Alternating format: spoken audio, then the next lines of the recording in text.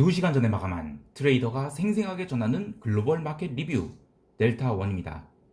어제도 우리 시장은 엄청난 변동성을 보여주었는데 그에 비해 해외 시장은 나름 리스크 온이었습니다.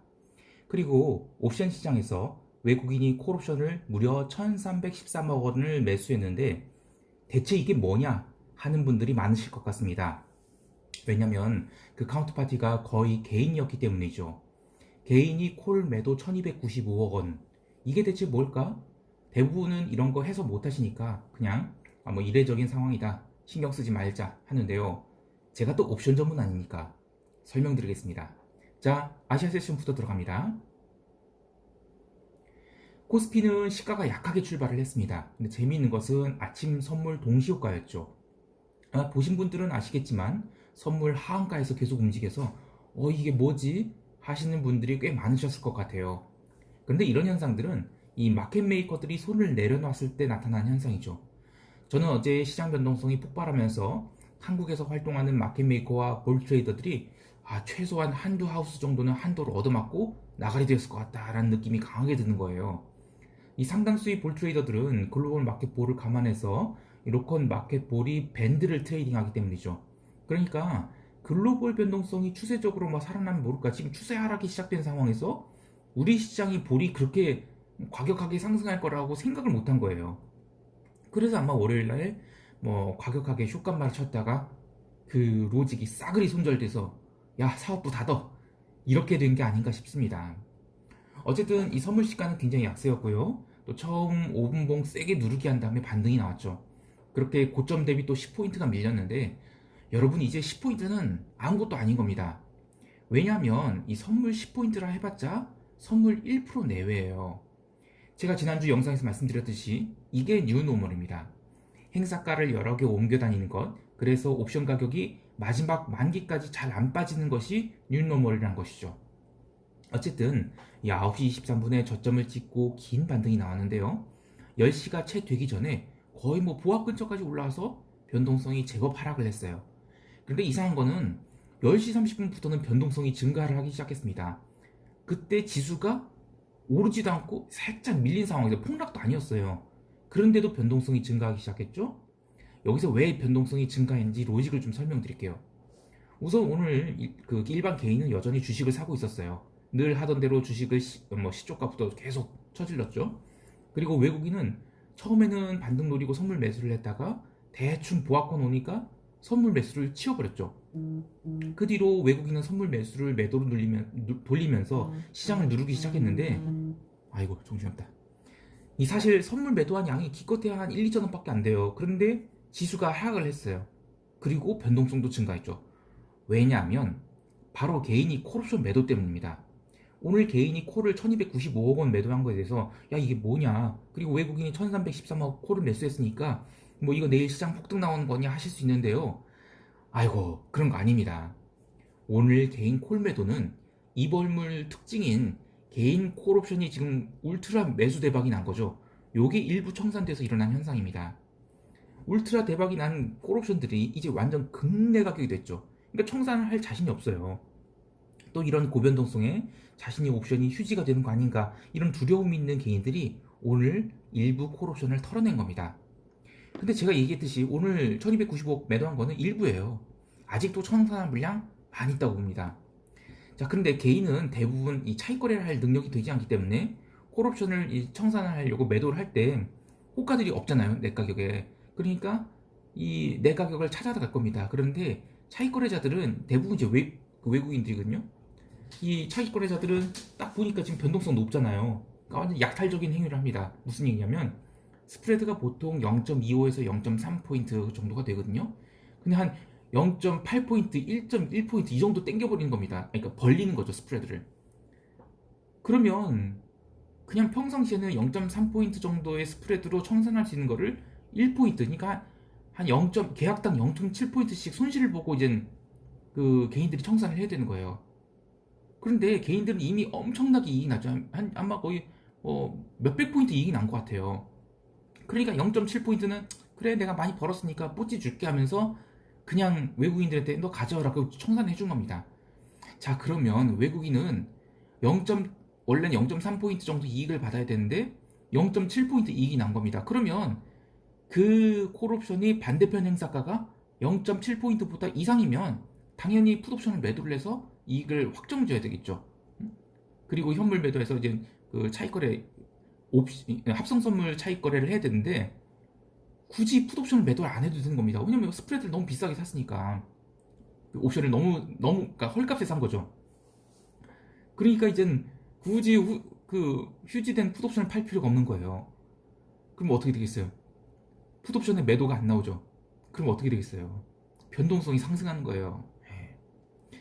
자, 이 참, 그러니까 지금 어려운 얘기예요. 어려운 얘기긴 한데 어쨌든 간단하게 정리하면 개인이 저 아래서 굉장히 싸게 콜옵션을 대량 매수한 게 몇만 프로 지금 이익이 나 있거든요.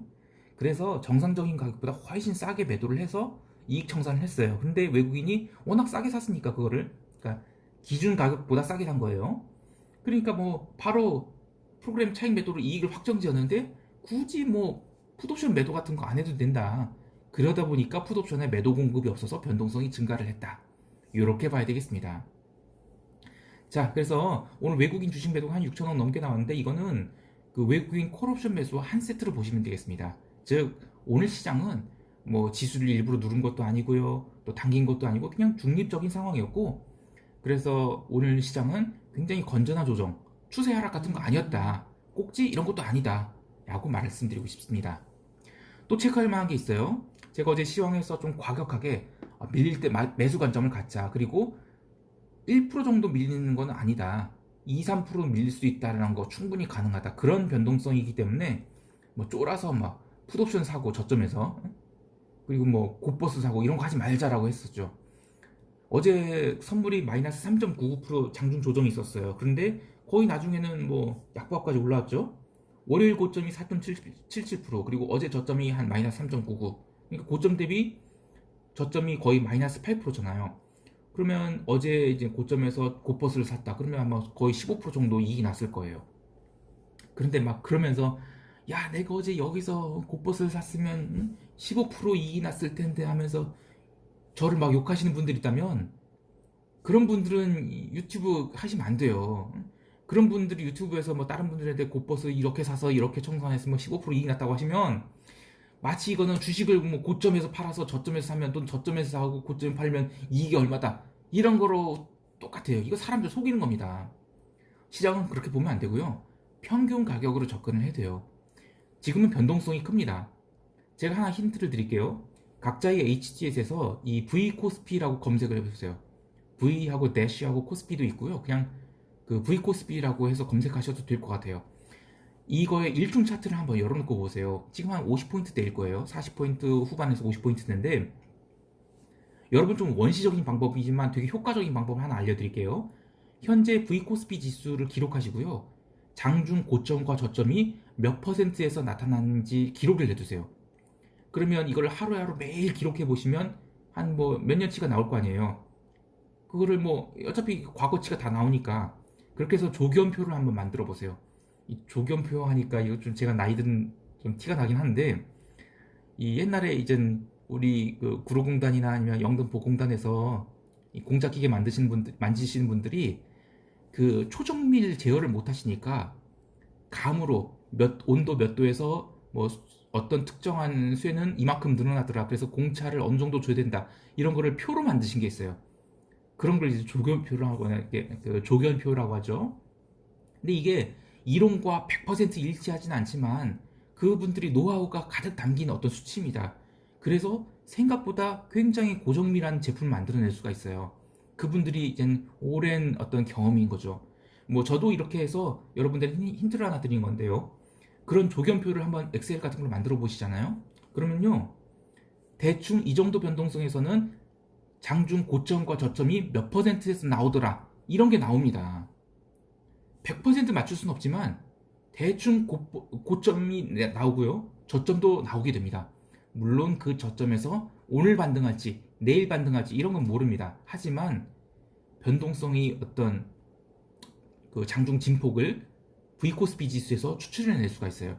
물론 사실은 그게 더 이론적으로 얘기하면 V코스피가 바로 옵션 가격이니까 옵션 가격에서 내재 변동성을 추출했다. 이렇게 해석할 수 있는 건데요.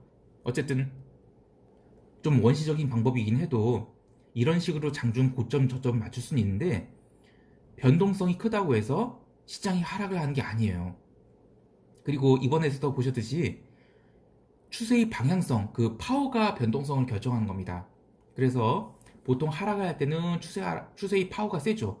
그리고 상승할 때는 추세의 파워가 약한데 이번에는 좀 특이하게 상승 추세가 굉장히 강하기 때문에 오히려 장중에 조정이 나오면 변동성이 줄어들어요.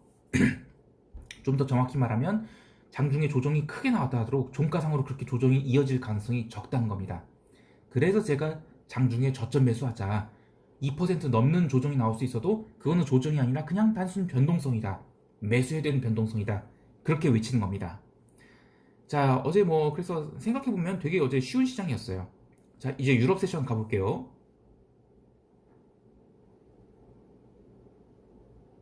유럽 세션은 오늘 별 볼 일 없었어요. 이번 주 옵션 만기주에 딱히 방향성을 주기 힘든 시장이라고 했었는데, 이거 굉장히 강세 느낌이 옵니다. 우선 메르켈 할머니가 2달 더 봉쇄할 수 있을 것 같다는 어떤 멘트를 주셨는데, 그런데 시장 안 밀렸어요. 그냥 어제 장중 흐름은 수동적인 흐름이었습니다. 특히 유로화도 완전 껌딱지를 붙였다가 미국 세션, 그러니까 유럽 세션 거의 마감 때 이제 오르기 시작했죠. 근데 어쨌든 그 시장이 지금 추세 하락 이런 거 절대 아닙니다. 쉬고 있는 겁니다. 반대로 이 파운드는 미국 세션 오픈까지는 눌렸다가 그 뒤로 쉬지 않고 반등을 해서 강력한 장대 항복을 뽑았죠. 또 커머디티에서 과한 눌림이 있었는데 오늘은 상당 폭으로 반등이 나왔습니다. 기름 연봉은 계속 종가 국가 달렸고 구리도 전일 하락폭이 한 60%는 감아 올렸고요. 골드만 반등이 좀 생각보다 약했는데 그냥 농산물 같은 거 보면 소맥 같은 게 오늘 신고가 쳤죠. 한 방에 4.52% 올랐고요. 시장이 리스크 온입니다. 쫄지 말아야 됩니다. 하락장 아직 아니라고 봅니다. 어쨌든 유럽 세션은 오늘 별볼이 없어서 그냥 바로 미국 세션 들어갈게요. 미국 세션은 오픈 전까지만 해도 지수가 그닥 강하다고 할 수는 없었어요. 장시작 후 한 차례 또 아래로 내리쏟으려고 그랬는데 매수세가 너무 강하죠. 변동성 생각보다 안 오르고 지수는 못 오른다? 이러면 사실 피곤한 시장이긴 해요. 왜냐면 장중 저점이 언제 될지 모르니까 물타기 매수를 했다 하더라도 언제 청산해야 될지 모르는 거예요. 막 올라가려고 그러면 또다시 하여튼 시가 부분에서 또 얻어맞고, 그러니까 참 피곤한 시장이긴 한데 러셀은 그냥 달렸습니다. 2% 넘는 상승했고요. 또 어제 체크할 게 이제 국채가 과연 바닥을 언제 찍을 거냐인데, 저는 국채가 바닥 찍고 튄다 해도 증시 하락 없다고 봐요. 어제 새벽 2시 이후에 미국 재무부 10년 국채 입찰 있었죠? 응찰률이 2.47배로 전월에 2.33배보다 높아졌어요.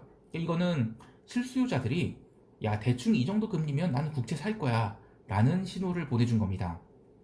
그래서 드디어 채권이 바닥을 찍고 양봉을 만들었어요. 근데 이 양봉 하나에 채권이 바닥 찍었다 이렇게 할 수는 없는데, 보통 채권은 채널을 그리면서 움직이거든요. 그래서 일정 레벨에서 실수요자들이 힘이 어느 정도인지를 체크하고 가는 건데, 어쨌든 어제 양봉을 만든 거는 나름 의미 있는 흐름이었다고 봐요. 그래서 국채가 일중으로는 어쨌든 바닥을 좀 찍은 건 맞다. 그럼 이젠 상단은 어느 정도냐? 요거는 아직 확인이 안 됩니다. 어쨌든 저는 이젠 단기 바닥, 그러니까 주봉 바닥은 찍었다라고 보는데, 그렇다고 해서 국채가 반등, 추세적 반등, 하루 이틀 정도는 나올 수 있어도 몇 주를 고려한다면 계속 국채는 매도입니다. 자, 개별 종목 보면 최근에 달린 종목들 눌렸고 못 갔던 종목들이 좀 튀었어요. 그리고 어제 좀 과하게 눌렸던 테슬라도 아마 4.72% 올랐고요. 근데 재밌는 건 어제 도어대시가 14.96% 상승을 했어요. 그래서 IPO 가격을 돌파를 했죠. 또 동시에 에어비앤비도 8.5% 상승해서 강하게 반등을 했습니다. 줌비디오도 5.66% 올랐고요. 근데 이거는 단순한 변동성입니다. 추세 하락 이런 거 아니에요. 시장 정말 괜찮습니다. 시장이 돌아가면서 매수세가 들어오는 거는 꼭지 신호가 아니죠. 또 갈 수 있는 에너지가 확인된 겁니다. 자, 그리고 EM인덱스 또 1.1% 넘게 올랐고요. 마이크로, 인텔 이런 것도 올랐고요. 금융주도 괜찮았습니다. 자, 이제 시장 총평하겠습니다.